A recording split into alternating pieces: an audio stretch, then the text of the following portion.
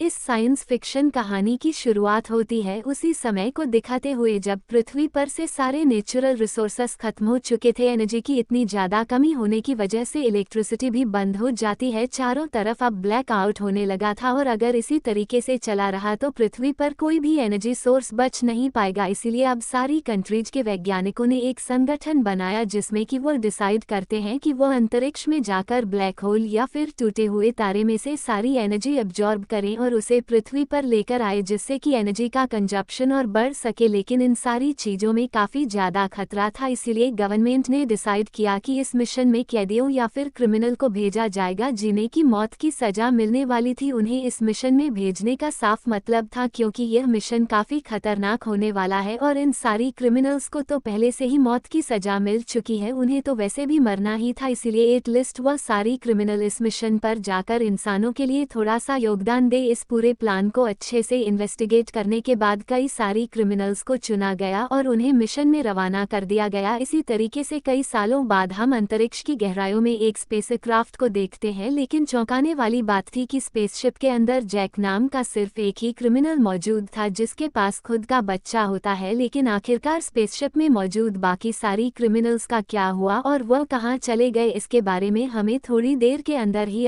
पता चल जाएगा। स्पेसशिप पर पूरी तरीके से अकेले रहने के कारण जैक को वहां की सारी चीज करनी पड़ती है, जैसे कि वहां की साफ सफाई और अपनी इकलौती बेटी को खाना खिलाना। जैक को हमेशा की तरह पूरा रूटीन फॉलो करने के बाद अर्थ के बेस पर हमेशा रिपोर्ट भेजना पड़ता था जिससे कि पता चले कि वहां पर हो क्या रहा है। जैक अपनी बेटी को किसी भी हालत में मरने नहीं देना चाहता था, इसीलिए उसका पूरा ख्याल रखना है। वह तो उसे पृथ्वी की बहुत सारी इमेज दिखाता है और वहां के पेड़ पौधों के बारे में बताता है जिससे कि जैक की बेटी को पता चल सके कि पृथ्वी कितनी अच्छी जगह है। साथ ही साथ जैक भी पृथ्वी को बहुत ज्यादा मिस कर रहा था। भारतीय होती है कि जैक ने गुस्से में आकर अपनी एक दोस्त का कत्ल कर दिया था और इसी के जुर्म में उसे फांसी की सजा होने वाली थी, लेकिन ये प्रोग्राम चलने के बाद जैक को भी इस मिशन में शामिल कर दिया गया जिसमें कि वो बाकी क्रिमिनल्स के साथ अंतरिक्ष में जाकर सारी एनर्जी रिसोर्सेस जमा करने की मदद करेगा। लेकिन कुछ सालों के अंदर ही स्पेस की पूरी खाली हो जाती है और वहां से जैक बचा था। धीरे धीरे तो अब स्पेसशिप की भी एनर्जी खत्म होने लगी थी, इसलिए जैक ने डिसाइड किया कि वह सारी इलेक्ट्रिसिटी से चलने वाली डिवाइस को बंद कर देगा जिससे कि एनर्जी की बचत होगी और वो काफी टाइम तक जिंदा रह सकता है। जैक ने तो धीरे धीरे करके स्टोरेज रूम में रखे गए बाकी सारी क्रिमिनल्स की डेड बॉडी भी निकालकर स्पेस में फेंकना स्टार्ट कर दिया था क्योंकि यह सारी क्रिमिनल्स इतने टाइम तक स्पेस के अंदर खुद को सहन ही नहीं कर पा रहे थे और घुट घुट के जीने के कारण उनकी मौत हो जा रही थी। जब उन सभी कुछ स्पेस सूट पहनाता है और अंतरिक्ष के बाहर छोड़ देता है और अब इतने साल बीत चुके थे, जैक अकेला ही था। उसकी तो दिमागी हालत भी काफी खराब हो जाती है। अकेलेपन के कारण कई बार तो जैक को लगने लगा था कि उसे अपने आप को और अपनी बेटी को भी जान से मार देना चाहिए, एटलीस्ट वह इतना टॉर्चर तो नहीं होगा इस अकेली जगह पर। जैक इसी तरीके से अपनी आगे की जिंदगी सुनसान अंतरिक्ष में काट रहा था। अब हमें वह सीन दिखाया जाता है जब पूरी क्रिमिनल्स के मिशन को भेजा जा रहा था पृथ्वी पर से। उन सभी क्रिमिनल्स की टीम में जैक भी शामिल था जिसे कि बिल्कुल नहीं पता होता कि आगे चलकर वह अकेला हो जाएगा। उन सभी क्रिमिनल्स को वैज्ञानिक सारे इंस्ट्रक्शंस देते हैं कि कैसे उन्हें स्पेसशिप में बैठकर एक लंबा सफर तय करना है और अंतरिक्ष में मौजूद ब्लैक होल और टूटते तारे में से एनर्जी एक्सट्रैक्ट करनी है। अब देखते ही देखते उन सभी क्रिमिनल्स को पृथ्वी पर से लॉन्च कर दिया गया था गहरे ब्रह्मांड के अंदर, जिसमें कि उन्हें कैसे भी करके एनर्जी कंजप्शन की प्रॉब्लम को सॉल्व करनी होगी और कोई ना कोई तरीका निकालना होगा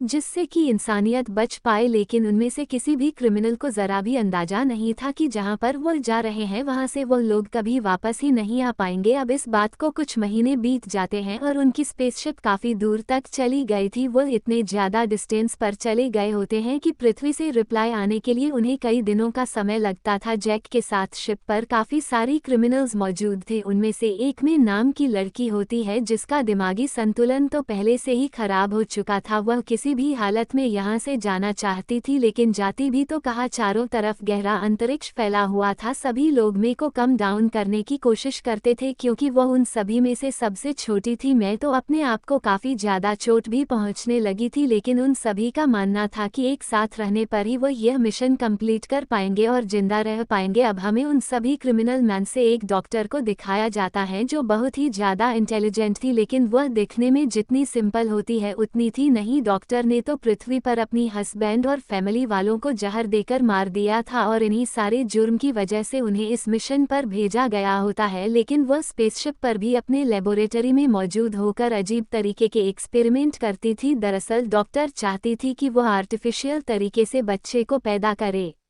और अपनी आबादी धीरे धीरे करके बढ़ाएं। यही सारी चीज़ों की वजह से डॉक्टर स्पेसशिप पर मौजूद सारे मेल कैंडिडेट्स को अपने स्पर्म डोनेट करने के लिए कहती थी, लेकिन कई सारे मेंबर्स ने डॉक्टर को पहले ही सलाह दी होती है कि अगर वह बच्चा पैदा करने में कामयाब भी हो गई तो वह यहाँ के स्पेस वाले रेडिएशन में बिल्कुल भी सर्वाइव भी नहीं कर पाएगा। लेकिन डॉक्टर के ऊपर तो मानो एक भूत सवार हो चुका था जिसने कि वह किसी भी तरीके से एक आर्टिफिशियल बच्चा पैदा कर पाएगी। अब यहाँ पूरी स्पेसशिप पर मेल और फीमेल का एक दूसरे के साथ इंटीमेट होना बिल्कुल से माना था, एक दूसरे के बीच अट्रैक्शन बिल्कुल भी ना हो। इसीलिए डॉक्टर सभी को सोने से पहले एक अजीब तरीके का इंजेक्शन देती थी। इस इंजेक्शन की वजह से मेल और फीमेल में उनके हार्मोन ज़्यादा होते नहीं है, जिससे कि उन्हें इंटीमेट होने का मन भी नहीं करता था। जैक को तो डॉक्टर की यह सारी एक्सपेरिमेंट एकदम से फालतू लगती थी, लेकिन क्या करे, उसके स्पेसशिप में एक ही डॉक्टर होती है जो छोटी मोटी बीमारियों को ठीक कर सकती है, इसलिए कोई भी डॉक्टर के खिलाफ कुछ नहीं बोलता। अब यहाँ पर जैक अपने बहुत ही प्यारे दोस्त ब्लू के पास आ जाता है। उनके पूरे स्पेसशिप में एक ऐसा सेक्शन था जहाँ पर उन लोगों ने पेड़ पौधे उगा कर रखे थे और यही सबसे ज़्यादा अच्छी होती है जहाँ पर वो सभी लोग पृथ्वी पर होने का आनंद ले सकते थे। जैक और ब्लू उसी जगह पर बहुत सारा अपना समय बिताते थे। यहाँ डॉक्टर तो लगातार अपने एक्सपेरिमेंट को सक्सेसफुल बनाने के लिए कोशिश करते जा रही थी। वह हर एक फीमेल की बॉडी के अंदर कुछ ना कुछ चेंजेस करती जिससे कि वो आर्टिफिशियल बच्चा पैदा हो जाए और उन फीमेल को मजबूरी में ये सारे एक्सपेरिमेंट करने देने के अलावा करना ही पड़ता था। लेकिन यहाँ पर मैं एक टाइम पर बहुत ही ज़्यादा फ्रस्ट्रेटेड हो चुकी होती है। वो बिल्कुल भी नहीं चाहती थी कि इस तरीके से उसके ऊपर एक्सपेरिमेंट किया जाए, वह भी इलीगली जाने वाले सारे एक्सपेरिमेंट को एकदम से मना कर देती है। लेकिन शायद डॉक्टर किसी चीज़ से भी रुकने नहीं वाली थी। वह नेल्सन नाम की एक और लेडी की बॉडी पर एक्सपेरिमेंट करती है और कुछ ना कुछ करके उसके बॉडी से एक बच्चा पैदा कर देती है, लेकिन जिसका डर था शायद वही हुआ। स्पेस रेडिएशन इतना हाई होने के कारण वह बच्चा तुरंत ही मारा जाता है और यह इन्फेक्शन इतना ज़्यादा फैल चुका था कि उसे जन्म देने वाली उसकी मां नेल्सन भी मर चुकी थी। डॉक्टर इस बात से बहुत ही ज़्यादा निराश हो जाती है कि उसके एक मेंबर इस तरीके से मारी गई, लेकिन उसने ये सारी बातें अपने बाकी मेंबर से छुपा कर रखी क्योंकि अगर इस बारे में मेंबर को पता चल जाएगा तो वो मेंबर डॉक्टर के एकदम अगेंस्ट खड़े हो सकते थे। अब ये स्पेस रेडिएशन की वजह से कई सारे और मेंबर्स भी उन्हें सहन नहीं कर पाते और उनकी धीरे धीरे करके डिटीरियरेशन होने के कारण मौत हो जाती थी। पिछले कुछ महीनों में जैक और डॉक्टर ने अपने कई सारे दोस्तों को खो दिया इसी लेकिन अब वह सारे क्रिमिनल्स की बहुत ही बड़ी ब्लैक होल की तरफ बढ़ रहे थे जहां पर उन्हें किसी भी तरीके से एनर्जी सोर्स का पता लगाना था। उन्हें अब बहुत ही अच्छी तरीके से सारा हैंडल करना पड़ेगा क्योंकि उनकी स्पेसशिप की स्पीड अगर तेज रही तो ब्लैक होल के अंदर ही खींचे चले जाएंगे। इसलिए वैज्ञानिकों द्वारा निर्धारित किए गए डिस्टेंस पर ही उन्हें स्पेसशिप को रोकर एक्सपेरिमेंट करना होगा। बनाने वाला फॉर्मूला रोकर एक्सपेरिमेंट करना होगा और अगर उन लोगों ने एनर्जी को बनाने वाला फॉर्मूला निकाल लिया तो इंसानियत को एक नई राह मिल सकती थी। लेकिन स्पेसशिप के अंदर जो माहौल चल रहा था उसे देखकर ऐसा लगता नहीं कि वह सब कॉन्सेंट्रेटेड है क्योंकि एक रात इसी तरीके से एक क्रिमिनल एक दूसरे लेडी के पास आकर उसके साथ गलत काम करने की कोशिश करता है। वह बहुत ज़्यादा मदद के लिए चिल्ला रही थी तभी उसे जगह पर जैक आ गया था। जैक उसे आउट ऑफ कंट्रोल हो रहा है आदमी को उससे अलग करता है और मारने लगता है, लेकिन उस दूसरी लेडी ने इसके साथ गलत काम हो रहा था। वह तो बहुत ही ज़्यादा गुस्सा हो चुकी थी, उसने तो दूसरे वाले आदमी को जान से ही मार दिया क्योंकि यहाँ पर अब सभी लोग इतना ज़्यादा फ्रस्ट्रेटेड हो चुके थे कि छोटी सी बात भी उन्हें बहुत ही ज़्यादा गुस्सा दिला दे रही थी। देखते ही देखते सारे मेंबर्स का पेशेंस लेवल काफ़ी कम हो जाता है। इसी बात का सॉल्यूशन निकालने के लिए डॉक्टर ने सारी मेंबर्स के लिए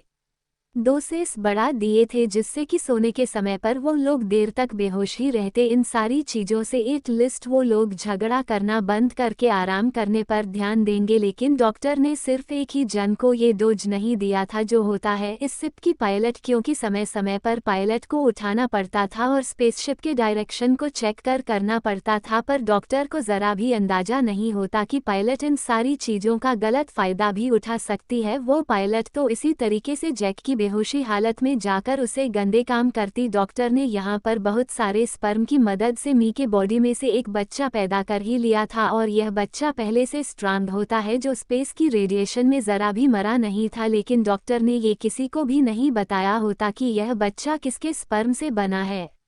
दरअसल बेहोशी की हालत में डॉक्टर ने जैक की बॉडी से उसका स्पर्म कलेक्ट किया था और यह बात जैक को ना पता चली, इसकी वह पूरी कोशिश कर रही थी। डॉक्टर तो अब उसे बच्चों को अपने पास ही रखती और किसी के पास जाने ही नहीं देती। मेरे को तो अपनी प्रेगनेंसी से रिलेटेड सारी चीज़ों की वजह से एंजाइटी हो चुकी थी। वो बिल्कुल भी नहीं सहन कर पाती कि इस तरीके से उसका बच्चा पैदा होगा और वो यहाँ पर फंसी रह जाएगी। अब कुछ महीनों बाद उन सभी मेंबर्स को एक खबर मिली कि वो उसे ब्लैक होल के पास पहुंच चुके हैं। इसीलिए पायलट डिसाइड करती है कि मैं एक छोटा सा स्पेसक्राफ्ट लेकर ब्लैक होल का ऑर्बिट करूंगी जिससे कि पता लगा सकते कि एनर्जी का जनरेशन कहां पर हो रहा है। अब सारी चीजें एकदम से सही होने के बाद सभी लोग स्पेसशिप के अंदर बैठ चुके थे। अब सारे प्लान एकदम अच्छे से होने के बाद पायलट उसे छोटे से स्पेसशिप के अंदर बैठकर निकल जाती है। थोड़ी देर में वह ब्लैक होल के पास पहुंच चुकी थी और उसका चक्कर लगाने लगी थी, लेकिन अचानक उसकी स्पेसशिप ब्लैक होल के अंदर खींची चली जाती है। तब जाकर जैक और डॉक्टर को पता चला कि उसे छोटी सी स्पेसशिप के अंदर पायलट नहीं बल्कि मैं जो अंदर घुस थी और उसने पायलट को खत्म करके खुद ही बैठ गई थी, क्योंकि मैं नहीं चाहती थी उन सारी जगह पर और भी घुट घुट कर रहना, इसलिए वह किसी भी तरीके से यहाँ से दूर जाना चाहती। मैं अब स्पेसशिप को डायरेक्टली ब्लैक होल है अंदर लेकर चली जा रही थी, जिससे कि अगली ही मोमेंट में उसकी पूरी स्पेसशिप दबकर एकदम चकनाचूर हो जाती है। मैं का तो नामे निशान मिट गया था। ये सारी चीज देखकर बाकी के लोग काफी ज्यादा डर जाते हैं। अब तो यहाँ पर एक लेडी डॉक्टर के ऊपर ही हमला करने लगी थी, क्योंकि उसे लगता था कि डॉक्टर की इलीगल एक्सपेरिमेंट की वजह से ही मैं इस तरीके से डिप्रेशन में गई और अपनी जान ले ली। डॉक्टर को काफी ज्यादा डैमेज हो चुका होता है, लेकिन अब जैक किसी तरीके से आकर डॉक्टर को बचाता है और उसे दूसरे लेडी को मार गिराता है। अब यहाँ स्पेसशिप के अंदर अंत में आकर बहुत ही कम लोग बचाते हैं जैक को, तो ये बात भी कंफर्म नहीं थी कि वो यह मिशन अकेली भी कर पाएंगे कि नहीं। अब यहाँ डॉक्टर ने भी सारी होप छोड़ दी थी। अब वह जैक को एक स्क्रीन पर सारी सच्चाई बताती है कि यह बच्चा और किसी का नहीं बल्कि तुम्हारा ही है। अपनी तरफ से माफी मांगने के बाद डॉक्टर तो अब खुद ही स्पेस के अंदर कूद गई थी, जिससे कि वह तुरंत ही मर जाती है। स्पेसशिप के अंदर जैक, उसका दोस्त ब्लू और उसकी बेटी बच्ची होती है, लेकिन धीरे धीरे समय के कारण ब्लू भी सहन नहीं कर पाता और आगे चलकर वह भी अपना दम तोड़कर मर जाता है। यानी कि स्पेसशिप पर जाकर उसकी बेटी ही मौजूद थी। यह वही समय होता है जो हमें कहानी की शुरुआत में दिखाया गया था कि वह दोनों स्पेसशिप पर अकेले हैं और लगातार अंतरिक्ष की गहराइयों में सफर तय करते जा रहे हैं। जैक ने तो अब सारी हो छोड़ दी थी कि वह अकेली यह मिशन कर भी पाएगा कि नहीं, लेकिन वह सिर्फ दिन कटते जा रहा था अपनी बेटी के साथ इतनी अंतरिक्ष की गहराइयों में। अब देखते ही देखते स्पेसशिप के अंदर उन्हें कई साल बीत जाते हैं। जैक की बेटी, जिसका नाम उसने मेरी रखा था, अब काफी बड़ी हो चुकी होती है, लेकिन जैक हमेशा अपनी बेटी से एक ही बात कहता और उससे सॉरी बोलना कि वह यहाँ पर पैदा हुई और उसका यहाँ पर कोई भविष्य ही नहीं है। मेरी ने तो सिर्फ पृथ्वी के बारे में वीडियो ही देखी थी और वहाँ की चीज़ों के बारे में सुना था। उसने रियलिटी में पृथ्वी की कोई भी चीज़ को न महसूस किया होता है और ना ही टच किया होता है। अब इसी तरीके से वह अपना सफ़र तय करते जा रहे थे, लेकिन एक दिन अचानक जैक को दूर अंतरिक्ष में अपने स्पेसशिप जैसा दूसरा स्पेसशिप दिखाई देता है। लगातार स्पेसशिप के पास जाने पर पता चला कि उनकी स्पीड पर 6 नंबर लिखा था और दूसरी वाली स्पेसशिप के ऊपर नो। जैक इन सारी चीज़ों से समझ जाता है कि शायद पृथ्वी वाले और भी ज़्यादा क्रिमिनल्स को मिशन कंप्लीट करने के लिए भेज रहे हैं, क्योंकि उन्हें पता था कि यह मिशन जानलेवा होने वाला है और जो एक बार चला गया वह वापस कभी लौटेगा। अब जैक उस दूसरी स्पेसशिप से कांटेक्ट करने की कोशिश कर रहा था, लेकिन वैसा कुछ अच्छा कांटेक्ट होता नहीं, इसलिए जैक अपनी बेटी मेरी के साथ स्पेसशिप को दूसरी वाली स्पेसशिप से जोड़ने की कोशिश करने लगा। थोड़ी देर की कोशिश करने की बाद स्पेसशिप जैसे ही जुड़ती है, जैक अपना स्पेस सूट पहनकर दूसरी वाली स्पेसशिप में